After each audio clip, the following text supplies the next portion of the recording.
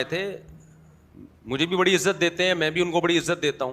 میں نے ان سے کہا, میں نے کہا دیکھیں 4 مکاتب فکر ہے نا, قرآن و سنت کی روشنی میں 4 قانون کے متن ہیں جو مرتب ہو گئے اور صدیوں سے اس پہ لوگ چلتے آ رہے ہیں. السلام علیکم ورحمۃ اللہ وبرکاتہ. آپ یہ ویڈیو دیکھ رہے ہیں حضرت مفتی طارق مسعود صاحب کا. اہل حدیث کے ساتھ مناظرہ چل رہا ہے.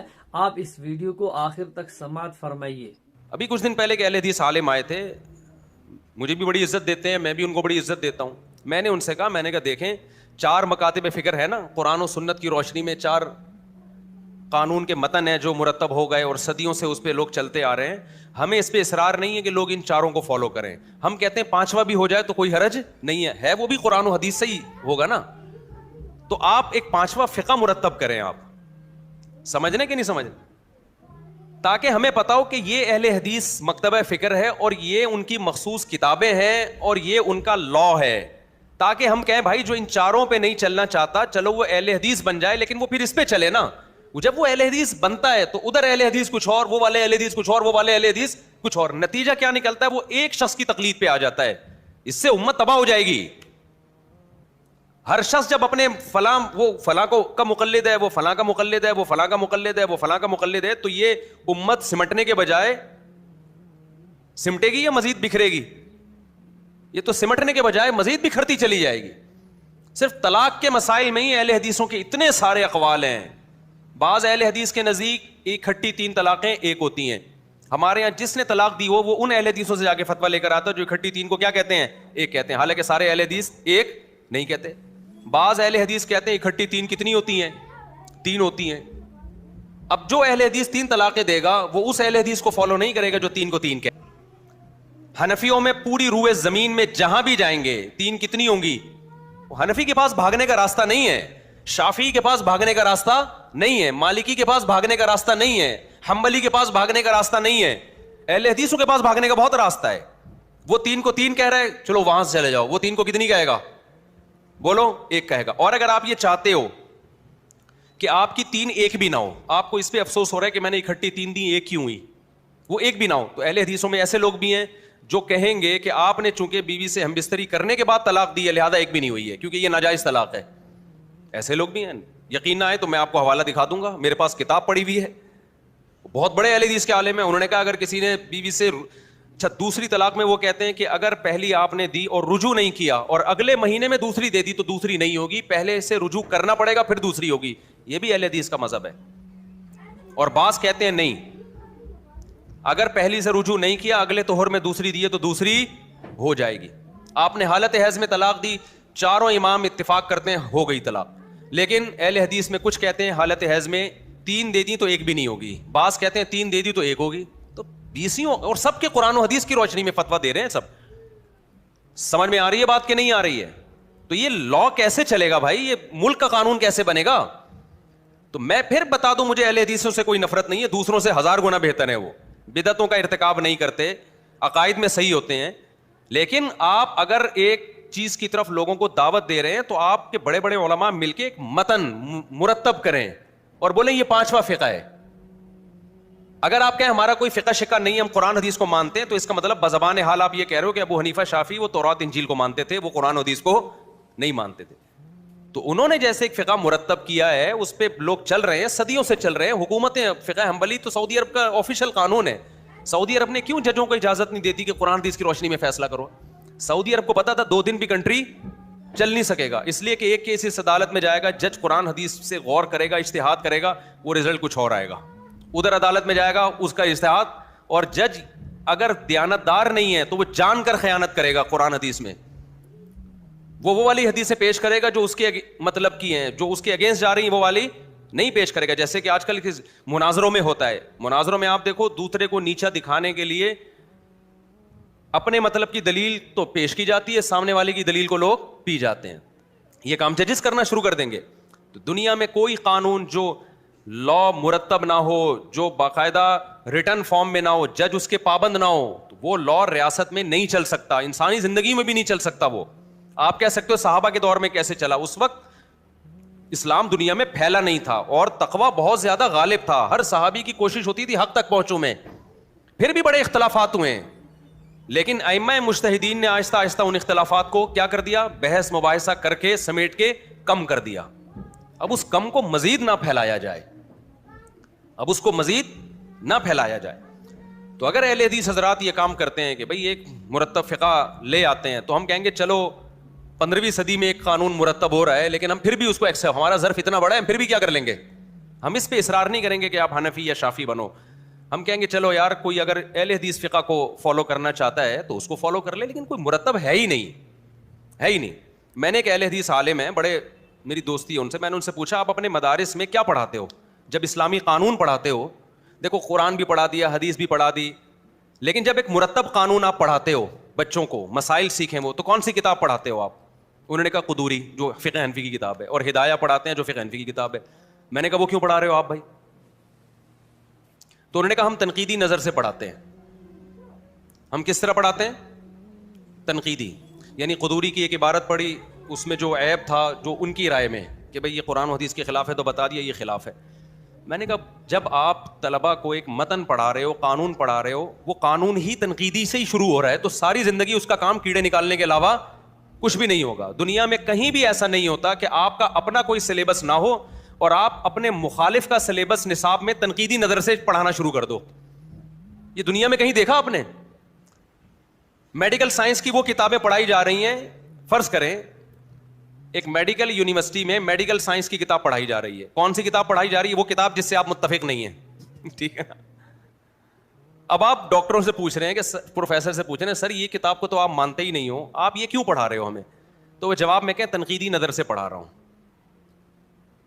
تو آپ کہیں گے سر آپ پہلے وہ کتاب پڑھائیں جس پہ آپ کو تنقید نہ ہو, جس کو آپ صحیح سمجھتے ہو, پھر اس میں درمیان میں آپ تنقید کرتے رہیں کہ بھئی یہ اصل تو یہ ہے لیکن فلاں کتاب میں غلط لکھا ہوا ہے. میں سمجھا پا رہا ہوں اپنی بات؟ تو ہمارے اہل حدیث حضرات کو بھی چاہیے, اور میں دل سے کہہ رہا ہوں, میں اوپر سے نہیں کہہ رہا, کہ آپ ایک فقہ مرتب کریں. ہم نے جہاں 4 کے قائل ہوئے ہیں, ہم 5ویں کے بھی کیا ہو جائیں گے, قائل ہو جائیں گے کہ چلو یار یہ بھی جو اس کو فالو کرتے ہیں ہمیں اس پہ بھی کوئی اعتراض نہیں ہے. لیکن آپ یہ ٹھیکیدار بنو کہ ہم ہی ٹھیک ہیں باقی سارے کیا ہیں, غلط ہیں. ابو حنیفہ کو قرآن حدیث نہیں کو فالو کیا تھا, انہوں نے پتہ نہیں کیا فالو کیا, یا شافی ملیں گے یا مالکی ملیں گے یا حنبلی ملیں گے, 5ویں کوئی چیز مارکیٹ میں نہیں ملے گی آپ کو.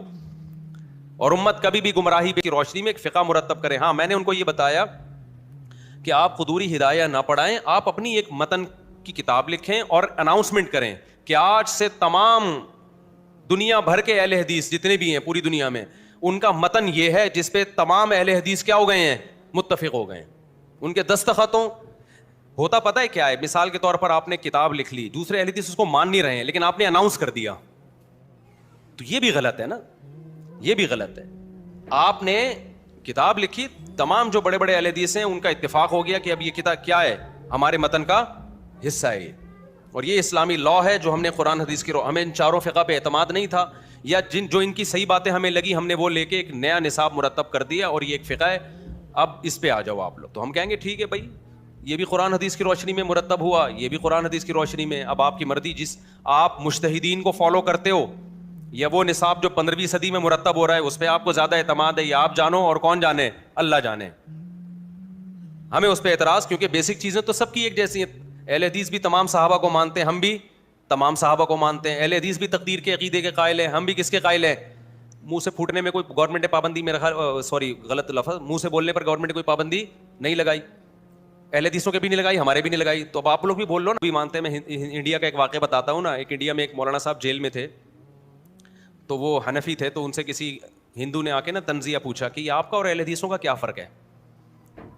اب وہ بیوقوف ہوتے تو وہ کہتے ہیں اہل حدیث یوں کرتے ہیں, ہم یوں کرتے ہیں. تو کہتا ہے تم لوگ تو خود آپس میں اتنا لڑ رہے ہو. تو انہوں نے بڑا زبردست جواب دیا. وہ ہندو یہی چاہتا تھا کہ ان پھڈا سامنے لایا جائے نا.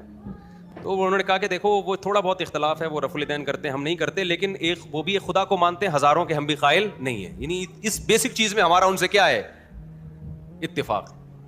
اصل تو مسئلہ یہ رفع الیدین نہیں ہے, اصل تو یہ کہ تم جو ہزاروں خداؤں کو تم نے بھگوان بنایا ہوا ہے, خدا بنایا ہوا ہے, اتنے بے وقوف وہ بھی نہیں ہے کہ ایک خدا کو چھوڑ کر ہزاروں کو, اور ہم بھی اتنے بے وقوف نہیں ہیں. تو اصل آؤ اس ٹاپک پہ آؤ. تو ہندو چلا گیا.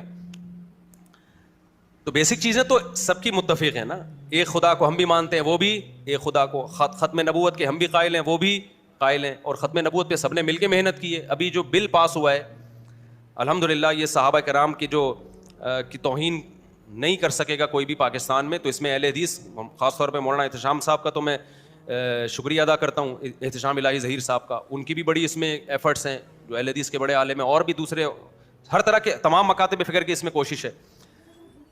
تو صحابہ کو ہم بھی مانتے ہیں, وہ بھی مانتے ہیں, 5 نمازوں کے ہم بھی قائل ہیں, وہ بھی قائل ہیں, اور اللہ بھلا کرے تقدیر کا عقیدہ ہم بھی مانتے ہیں, وہ بھی مانتے ہیں, جنت جہنم کو ہم بھی مانتے ہیں, وہ بھی مانتے ہیں, قبر کا عذاب ہم بھی مانتے ہیں, وہ بھی مانتے ہیں, حیات عیسیٰ کہ عیسیٰ علیہ السلام قرب قیامت میں نازل ہوں گے, وہ بھی مانتے ہیں, ہم بھی مانتے ہیں, حضرت مہدی کا ظہور, یاجوج ماجوج جو قیامت کی علامت ہیں وہ بھی مانتے ہیں, ہم بھی مانتے ہیں, اور اللہ آپ کا بھلا کرے حج کو وہ بھی مانتے ہیں, ہم بھی مانتے ہیں. حج دونوں کا ایک ہی تاریخ پہ ہوتا ہے کہ نہیں ہوتا؟